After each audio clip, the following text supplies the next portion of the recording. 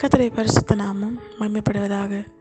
இந்த நாளில் இந்த காலை வேளையிலே கர்த்தர் நம்மை அவருக்குள் பலப்படுத்தும்படியாய் நமக்கு தருகிற வார்த்தை சங்கீதம் 118வது அதிகாரம் அதனுடைய 13வது வசனம்.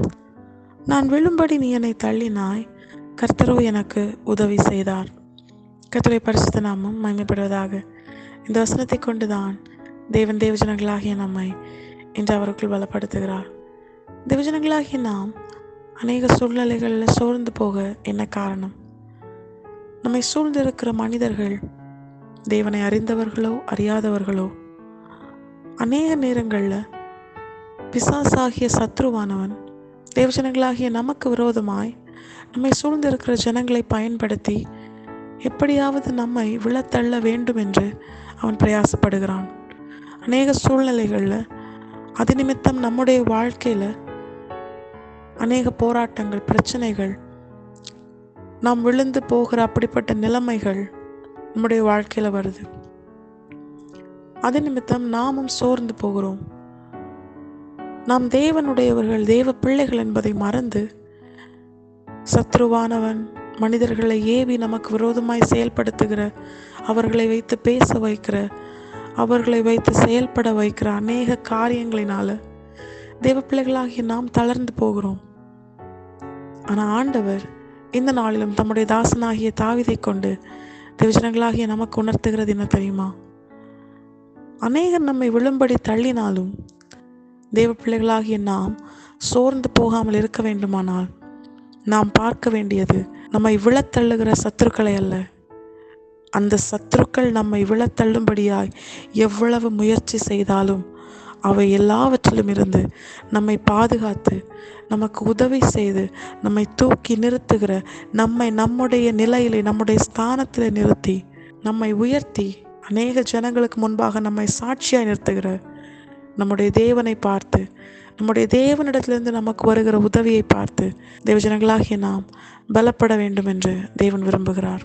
தாவீதினுடைய வாழ்க்கையில் தேவன் நமக்கு காண்பித்து தருகிற பிரதானமான காரியம் அதுதான். தன்னை விழத்தள்ளுகிற சத்துருக்களை அல்ல தாவீது பார்த்தது. எத்தனை சத்துருக்கள் தனக்கு விரோதமாய் எழும்பி இருந்தாலும் தாவீது சொல்றாரு, எனக்கு விரோதமாய் ஒரு பாளையமே இறங்கினாலும் என்னுடைய இருதயம் தேவன் மேல் நம்பிக்கையா இருக்கும். தேவனுடைய கரத்தை தடுத்து எந்த சத்துருக்களாலும் தேவ பிள்ளைகளாகிய நம்மை எந்த சேதம் படுத்த முடியாது.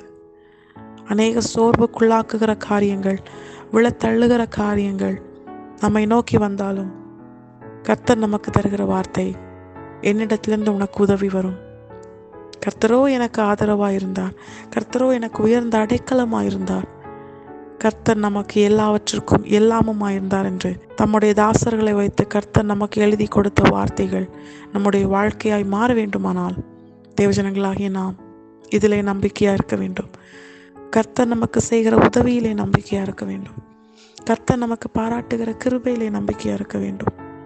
சத்துருக்கள் எவ்வளவு பலமுள்ளவர்களாய் நம்மை விழத்தள்ளும்படி எழும்பினாலும் கர்த்தர் இந்த நாளிலே தேவஜனங்களாகிய நம்மை பலப்படுத்த நமக்கு தருகிற வார்த்தை, கர்த்தரோ நமக்கு உதவி செய்யும்படி நம்மோடு கூட இருக்கிறார். கர்த்தர் நமக்கு உதவி செய்வார், நிச்சயம் கைவிட மாட்டார். தாவீதின் வாழ்க்கையில் எந்த சத்ருவின் கரத்திலும் தாவீதை தேவன் ஒப்பு கொடுக்கவே இல்லை. நம்முடைய வாழ்க்கையிலும் தாவீதின் வேறுமானவர், நமக்காக ஜீவனையை தந்தவர் நம்மோடு கூட இருக்கிறார். நம்மை மீட்டு கொள்ளும்படியாக கடைசி சொட்டு ரத்தம் வரைக்கும் நமக்காக தந்த நம்முடைய தேவன் எதற்காகவும் யார் கரத்திலும், பிசாசின் கரத்திலோ, பிசாசின் நிலையப்பட்ட மனிதர்களின் கரத்திலோ, யார் கரத்திலும் தேவ பிள்ளைகளாகிய நம்முடைய தேவன் ஒப்பு கொடுக்க மாட்டார். எத்தனை சத்துருக்கள் விழத்தள்ளும்படி எழும்பினாலும், விழுந்து போன சூழ்நிலை போல நம்முடைய நிலைமை காணப்பட்டாலும் நம்முடைய தேவன் நம்மிடத்தில் எதிர்பார்க்கிற காரியம் என்ன தெரியுமா?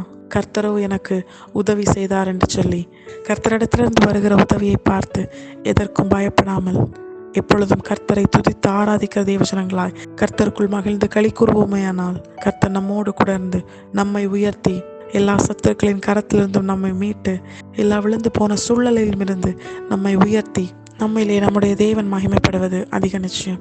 கர்த்தாவே இந்த வசனத்தை கேட்டு நம் அனைவரையும் ஆசீர்வதித்து வழி நடத்துவாராக. கர்த்தருடைய பரிசுத்த நாமம் மட்டுமே மகிமைப்படுவதாக. மாரநாதா, இயேசு வருகிறார். ஆயத்தமாகவும் பிறரை ஆயத்தப்படுத்துவோம். ஆமென்.